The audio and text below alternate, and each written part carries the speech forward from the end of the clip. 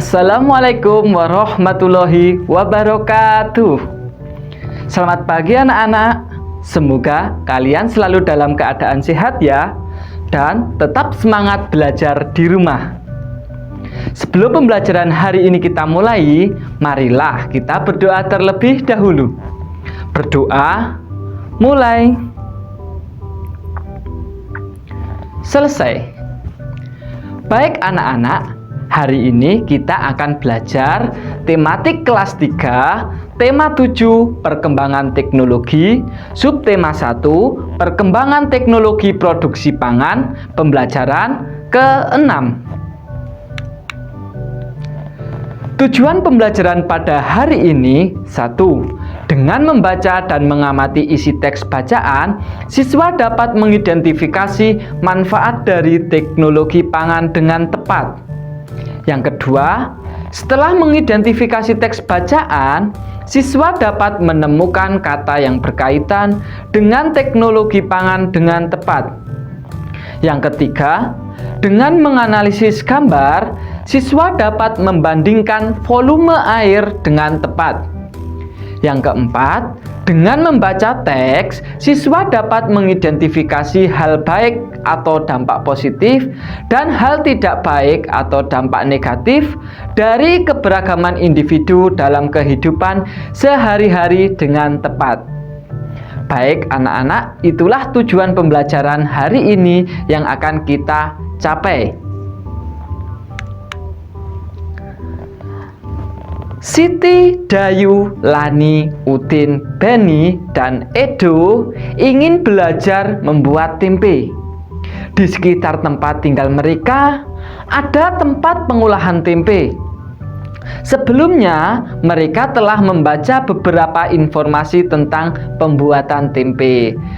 Baik anak-anak, kalian simak bacaan teks berikut ini, cara membuat tempe.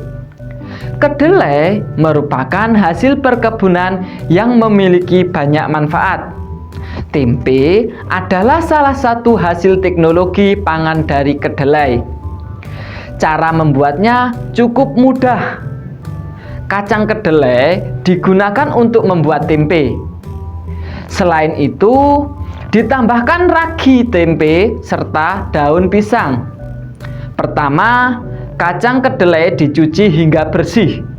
Kemudian direndam selama 12-18 jam. Kacang kedelai dicuci hingga kulitnya terlepas. Lalu, kacang kedelai dikukus atau direbus hingga empuk. Kacang kedelai yang sudah empuk diangkat dan ditiriskan. Ragi tempe dapat ditaburkan jika suhunya telah berubah menjadi hangat.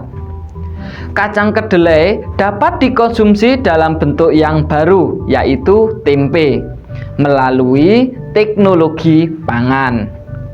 Teknologi pangan bermanfaat agar kedelai dapat dinikmati sebagai jenis makanan baru. Zat gizi pada tempe dapat memperbaiki sel-sel tubuh yang telah rusak. Kacang kedelai dapat dikonsumsi dalam bentuk yang baru, yaitu tempe, melalui teknologi pangan. Teknologi pangan bermanfaat agar kedelai dapat dinikmati sebagai jenis makanan baru. Zat gizi pada tempe dapat memperbaiki sel-sel tubuh yang telah rusak. Baik anak-anak, sekarang dalam tempe itu mengandung banyak protein yang bermanfaat bagi tubuh. Kandungan protein dalam tempe itu sangat tinggi loh anak-anak. Jadi kalau kalian makan tempe itu sudah banyak protein yang bisa masuk ke dalam tubuh kita. Sekarang amati teks pada paragraf terakhir tadi. Apa manfaat teknologi pangan terhadap hasil panen kacang kedelai? Nah, benar anak-anak, manfaat kacang kedelai dapat dikonsumsi dalam bentuk yang baru, yaitu tempe. Zat gizi pada tempe dapat memperbaiki sel-sel tubuh yang telah rusak. Nah, anak-anak sekarang sudah paham kan manfaat adanya teknologi pangan terhadap hasil panen. Nah, contohnya tadi kacang kedelai bisa diubah menjadi tempe. Anak-anak, dalam teks ini ada kata-kata yang masih rumpang atau yang belum ada jawabannya di titik-titik. Coba anak-anak perhatikan ya. Bapak akan menjelaskan untuk mengisi titik-titik berikut ini pada teks. Tempe merupakan salah satu makanan yang diolah melalui kira-kira apa anak-anak? Kira-kira apa? Ayo, coba kalau ada yang bisa. Nah, bahan makanan yang diolah melalui teknologi pangan. Bahan utamanya adalah kacang. Kira-kira apa ya anak-anak untuk mengisi dalam teks rumpang tersebut? Nah, benar. Bahan utamanya adalah kacang, titik-titik, dan ragi tempe. Kira-kira untuk mengisi yang masih rumpang itu apa anak-anak? Nah, benar. Kedelai. Ragi tempe berguna dalam titik-titik perubahan dari kacang kedelai menjadi tempe. Nah, kira-kira yang nomor 3 ini yang masih rumpang isinya apa ya anak-anak? Nah, ragi tempe berguna dalam proses perubahan dari kacang kedelai menjadi tempe. Ragi tempe ditaburkan di atas kacang kedelai saat titik-titik kacang kedelai rebus telah turun menjadi hangat. Kira-kira ya kata yang tepat untuk mengisi yang masih rumpang ini kira-kira apa anak-anak? Nah, betul. Suhu. Jadi kalimatnya akan membentuk ragi tempe ditaburkan di atas kacang kedelai saat suhu kacang kedelai rebus telah turun menjadi hangat.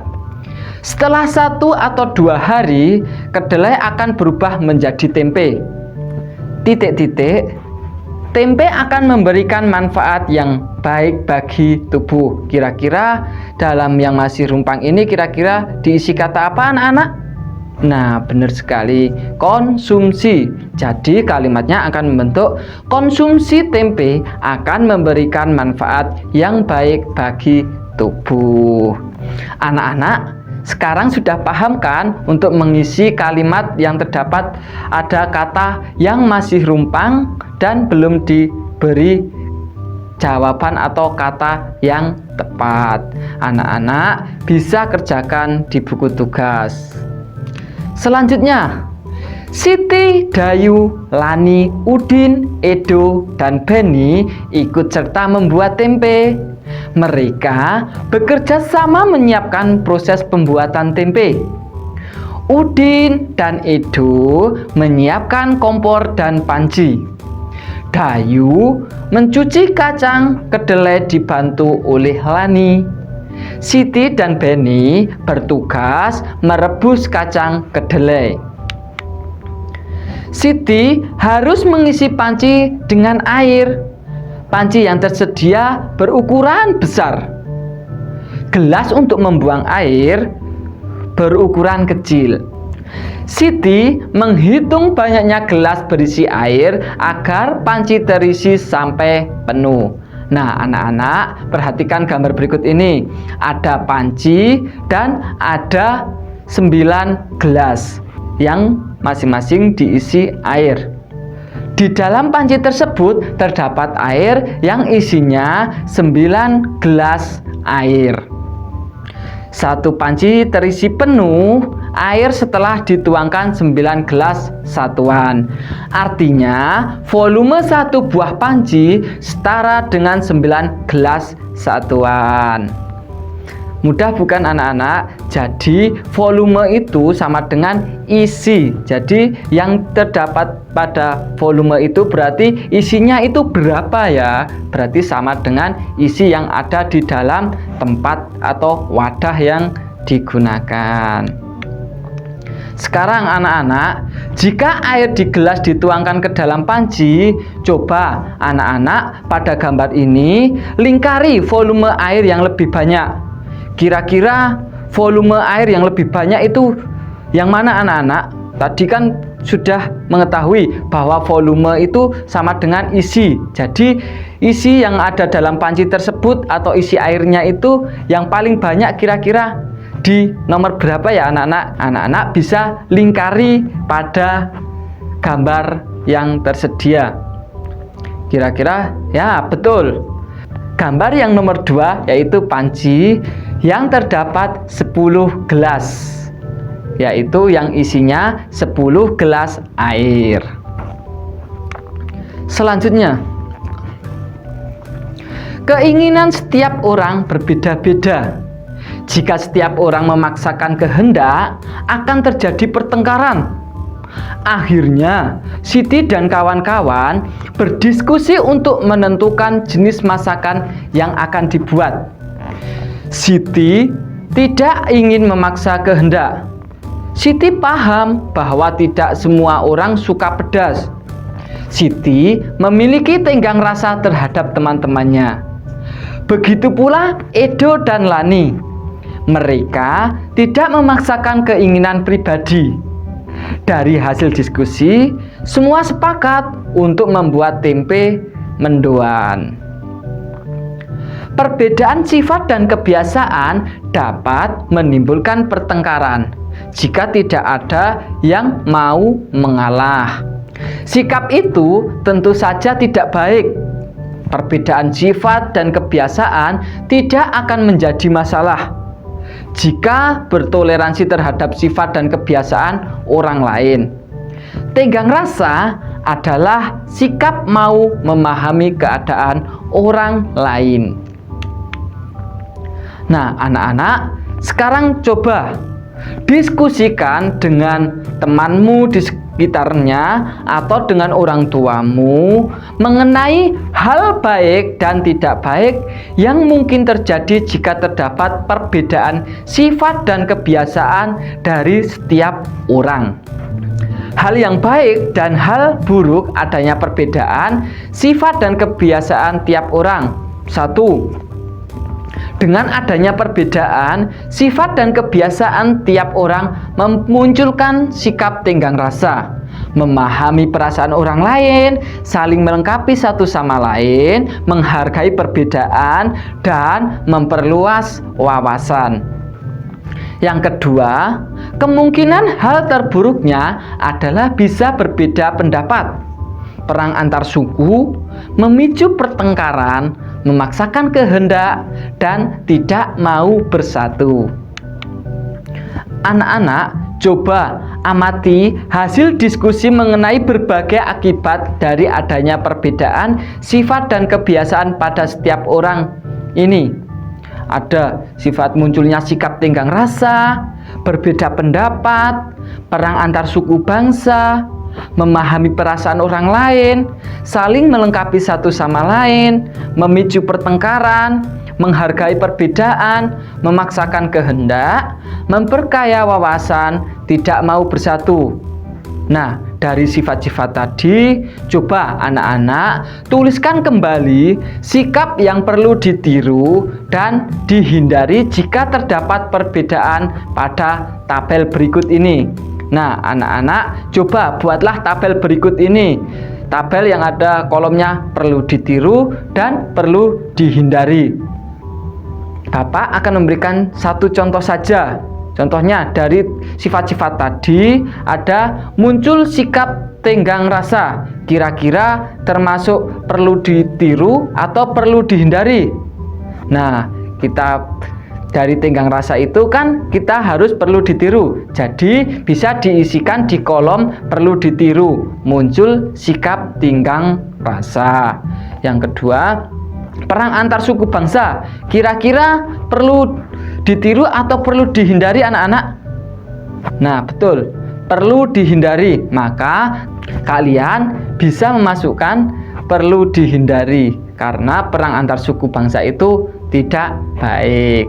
Nah, kalian coba dari sifat-sifat tadi kalian tuliskan di tabel berikut ini untuk sebagai tugas kalian di rumah.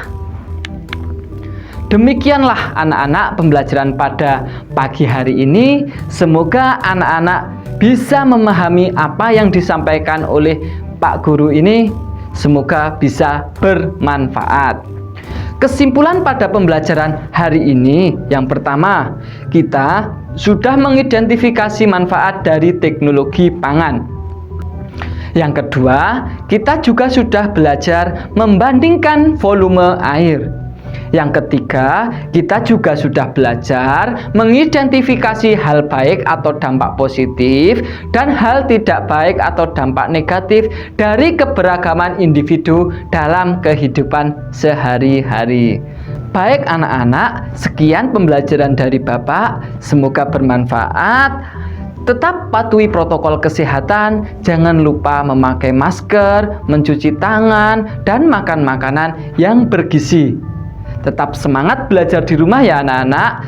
Bapak akhiri, wassalamualaikum warahmatullahi wabarakatuh.